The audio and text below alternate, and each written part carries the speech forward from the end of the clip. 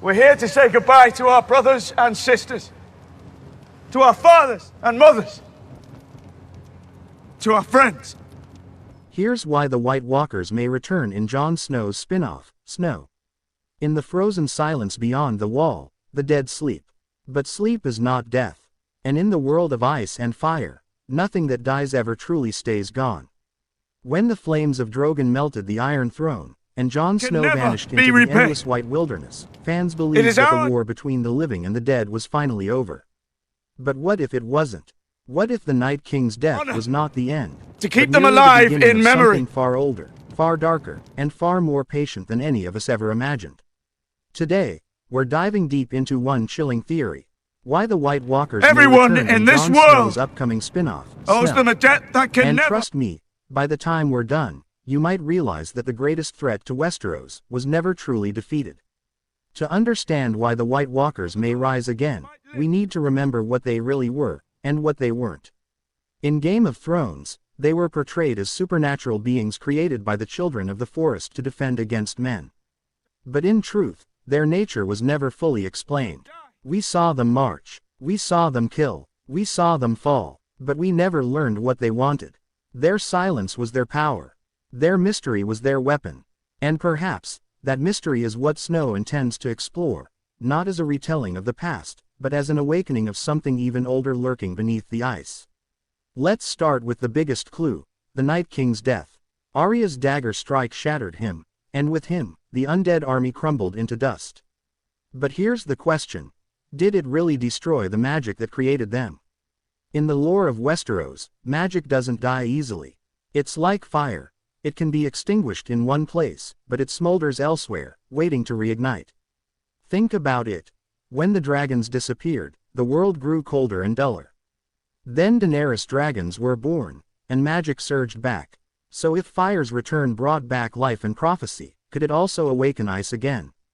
Could the balance of the world demand that if fire still burns, ice must rise to meet it? This leads to one of the most haunting possibilities: the magic of the long night never truly ended. The children of the forest created the White Walkers thousands of years ago by plunging dragonglass into a man's heart.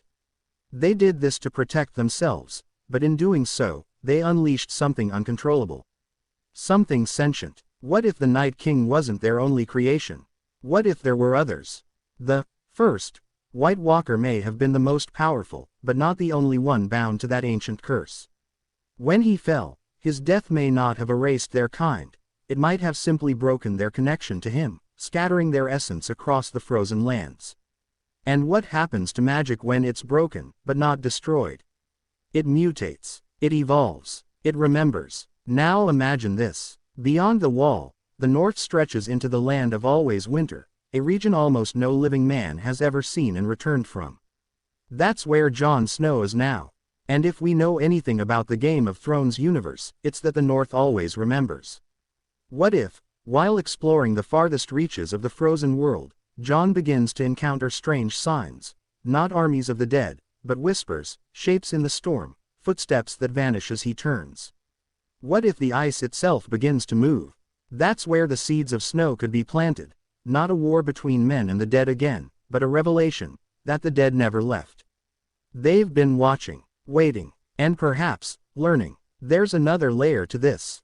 Remember the spiral symbols the White Walkers left behind, the same shape carved at the fist of the first men, the same pattern of corpses at last hearth, and even mirrored in the children's ancient stones. Those weren't random. They were messages, rituals, symbols of creation, not destruction. The spiral is the oldest pattern in the world, representing cycles, rebirth, the turning of time. If the Night King's army used it as a mark, maybe it wasn't just to frighten humans, maybe it was to mark sacred places. To preserve memory. So when they fell, what happens to those symbols? Do they lose power, or do they continue to pulse beneath the ice, slowly reawakening the very magic that men thought they'd destroyed?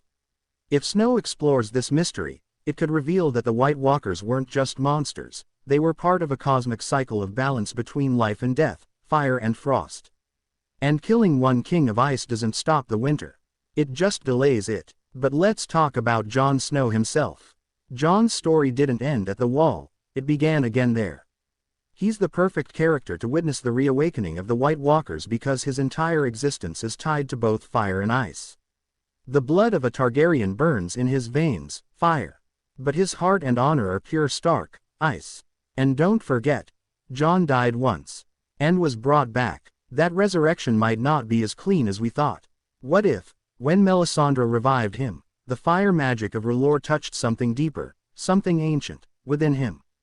Maybe Jon's connection to the Lord of Light made him a living conduit between fire and ice. And beyond the wall, where the magic of death and cold still lingers, that connection could become dangerous. Picture this scene. The wind howls across the tundra. Jon stands alone, his cloak whipping violently in the storm. Ghost growls low, not at something they can see, but something they can feel. The air hums, the snow ripples, and from beneath the frost, a faint blue light glows. Not bright, just enough to see the shadow of something ancient shifting under the ice. Jon steps closer, breath fogging in the cold. The light fades, and he realizes it wasn't coming from below, it was coming from within him. His breath hangs in the air, but it's glowing faintly blue. That moment could symbolize everything. The merging of fire and ice, and the first hint that Jon's very presence is stirring something long dormant.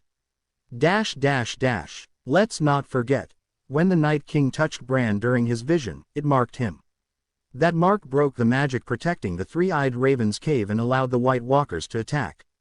If Bran was marked once, could Jon be marked in another way, through his death and rebirth? It's entirely possible that Jon carries a residual trace of the Night King's magic. After all, when you've crossed into death and returned, who's to say what came back with you? What if Jon's very soul, unknowingly, acts as a beacon to the remaining icy magic beyond the wall, calling it back, feeding it, awakening it? Now let's bring back a name most fans have forgotten, Craster. Craster, the Wildling north of the Wall, offered his sons to the White Walkers in exchange for protection. Every time a child was born, he'd leave it in the woods, and the Walkers would take it.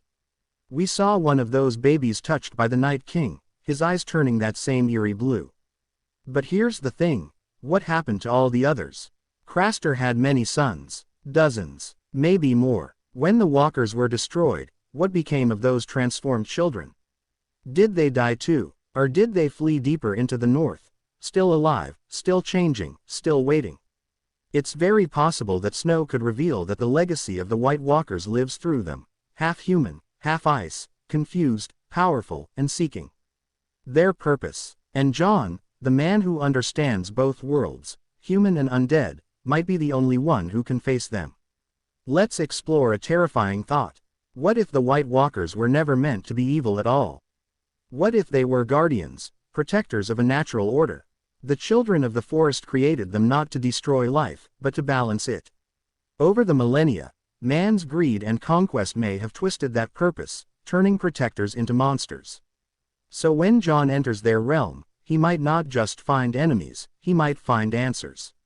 Answers to questions humanity was never supposed to ask.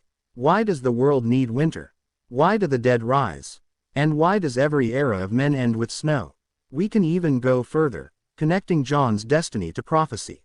The prince that was promised.